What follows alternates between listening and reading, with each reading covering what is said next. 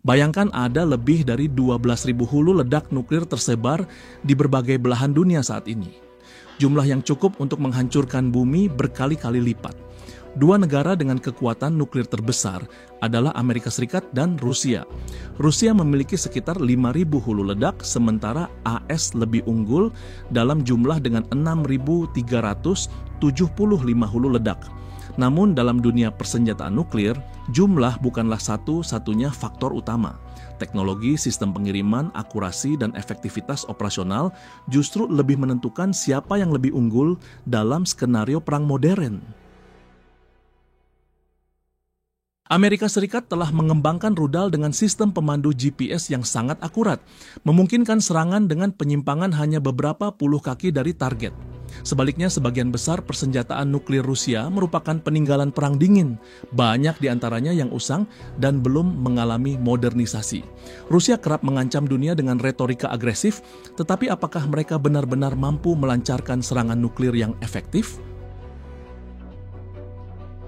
Perbandingan rudal nuklir AS dan Rusia, Amerika Serikat, mengandalkan rudal Minuteman III, sebuah ICBM yang mampu menempuh lebih dari 6.200 mil dalam 30 menit dan memiliki presisi luar biasa. Sementara itu, rudal balistik antar benua Rusia, Sarmat Satan II, meskipun diklaim memiliki jangkauan lebih dari 11.000 mil, belum sepenuhnya operasional karena berbagai masalah teknis dan keterbatasan sumber daya. Bahkan beberapa analis mempertanyakan akurasi Sarmat yang masih bergantung pada sistem navigasi lama era Soviet.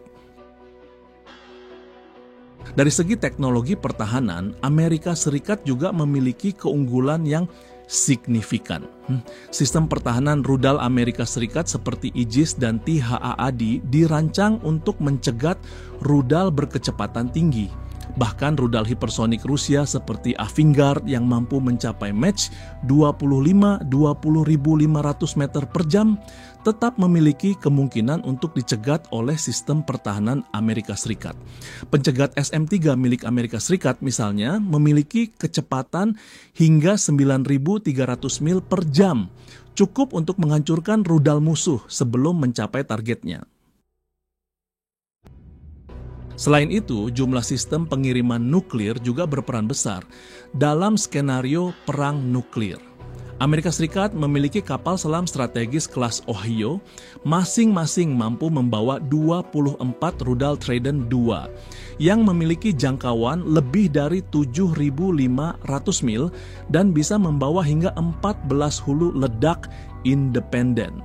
Dibandingkan dengan itu, Rusia memiliki kapal selam modern yang lebih sedikit sehingga kapasitas serangan balasan mereka lebih terbatas. Seberapa nyata ancaman nuklir Rusia? Jika Rusia benar-benar melancarkan serangan nuklir terhadap Amerika Serikat, apakah itu akan berhasil? Jawabannya tidak sesederhana itu.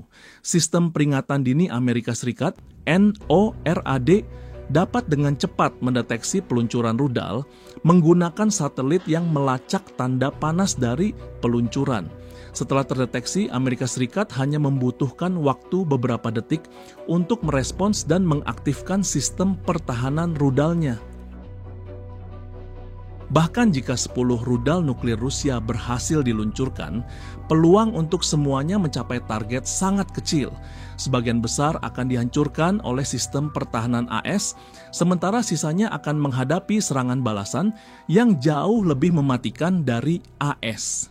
Inilah alasan mengapa banyak analis menganggap ancaman nuklir Rusia lebih sebagai alat intimidasi politik daripada rencana yang benar-benar bisa dieksekusi.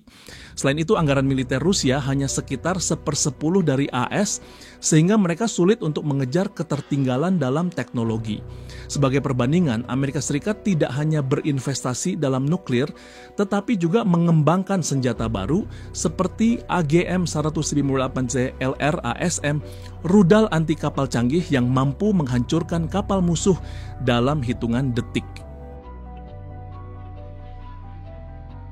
Rudal AGM-158 CLR-ASM, senjata yang mengubah permainan, rudal AGM-158C mampu menghancurkan kapal perang besar dalam satu serangan.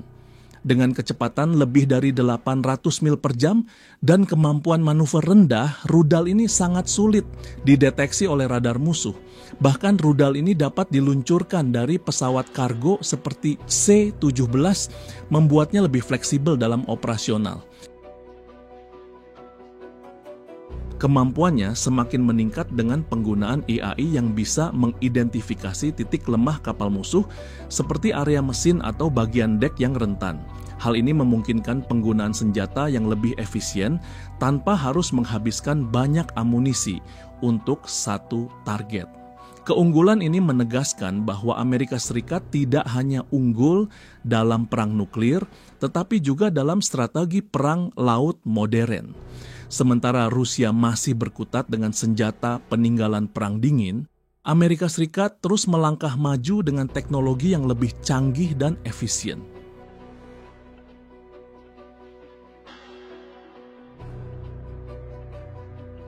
Dampak geopolitik dan ancaman di masa depan. Selain faktor teknologi dan jumlah persenjataan, aspek geopolitik juga memainkan peran penting dalam persaingan nuklir antara Amerika Serikat dan Rusia. Amerika Serikat memiliki sekutu strategis seperti NATO yang tersebar di berbagai lokasi strategis dari Eropa hingga Pasifik. Ini memungkinkan Amerika Serikat menempatkan senjata nuklir lebih dekat ke Rusia, memberikan keuntungan dalam waktu respons jika terjadi konflik. Sebaliknya, Rusia memiliki aliansi yang lebih terbatas dan sebagian besar pangkalan militernya berada di dalam wilayahnya sendiri, membuat mereka lebih rentan terhadap serangan mendadak.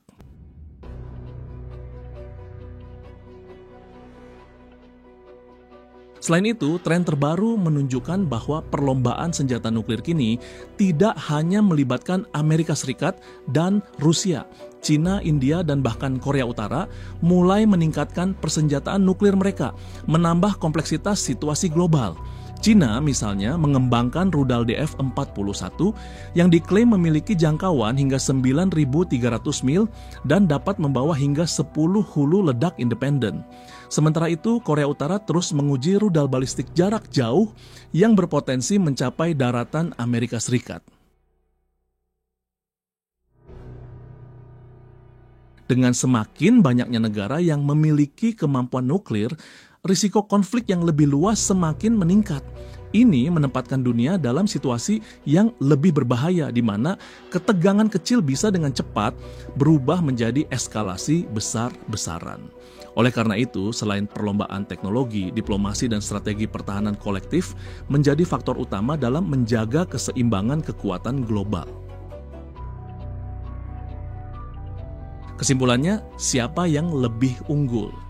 Dari semua faktor yang telah dibahas, jelas bahwa AS memiliki keunggulan signifikan dalam teknologi nuklir dan sistem pertahanan.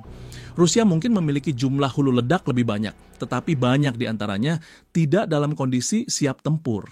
Ditambah lagi, sistem pengiriman nuklir mereka masih mengandalkan teknologi lama yang kurang akurat.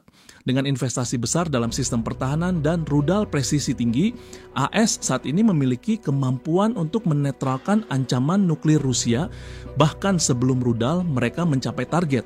Ini membuat kemungkinan perang nuklir skala besar semakin kecil, karena Rusia menyadari bahwa setiap serangan akan dihadapi dengan balasan yang jauh lebih menghancurkan.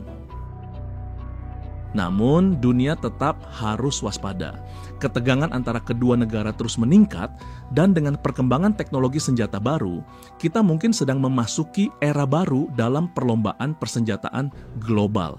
Bagaimana menurut Anda? Apakah ancaman nuklir Rusia masih relevan di era modern ini? Berikan pendapat Anda di kolom komentar. Jangan lupa like, share, dan subscribe agar tidak ketinggalan video terbaru kami. Sampai jumpa di video berikutnya.